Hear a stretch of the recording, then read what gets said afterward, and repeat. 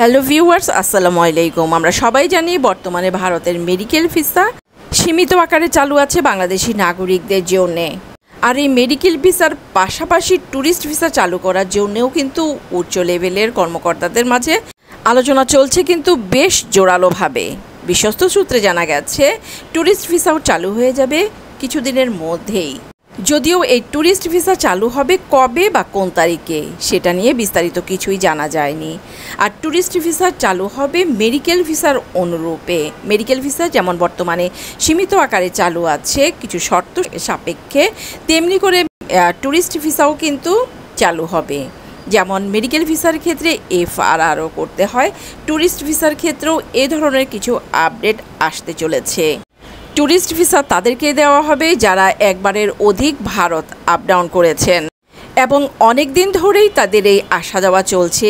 এর মধ্যেই কিন্তু সেই পাসপোর্টধারীদের অগ্রাধিকার দেওয়া হবে যাদের পাসপোর্টের হিস্টোরি অনুযায়ী রেপুটেশন খুবই ভালো এবং তারা কোথায় আছেন বা কোথায় থাকবেন, কি করবেন, এই সব কিছুই কিন্তু নজরদারিতে রাখা হবে।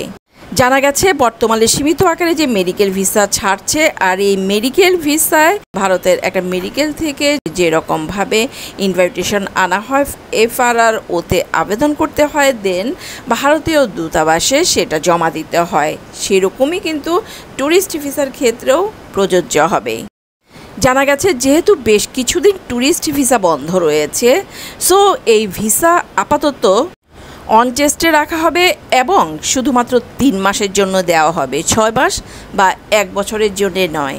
আপাতত শুধুমাত্র 3 মাসের জন্য ট্যুরিস্ট ভিসা চালু হলেও আগের মতো আর কখনোই 6 মাস বা 1 বছরের জন্য ট্যুরিস্ট ভিসার মেয়াদ বাড়ানো হবে না, 3 মাসের মধ্যেই সীমাবদ্ধ থাকবে।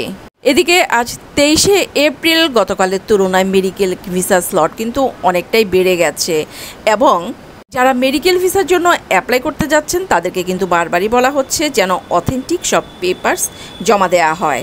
ডুপ্লিকেট ডকুমেন্টস যারা দিচ্ছেন তারা কিন্তু এনিহাউ ধরা পড়ে যাচ্ছেন এবং সাথে সাথে সেই অ্যাপ্লিকেশন বাতিল হয়ে যাচ্ছে। এই ক্ষেত্রে কিন্তু দেখা যাচ্ছে অরিজিনাল যারা রুগী আছেন তারা কিন্তু কিছুটা লেট করে সিরিয়াল পাচ্ছেন। সো সবাই এই ব্যাপারটা কিন্তু অবশ্যই মাথা রাখবেন। অ্যাপ্লাই যখন করবেন অথেন্টিক সব পেপারস দিয়েই অ্যাপ্লাই করবেন। ভালো থাকবেন সবাই, আল্লাহ হাফেজ।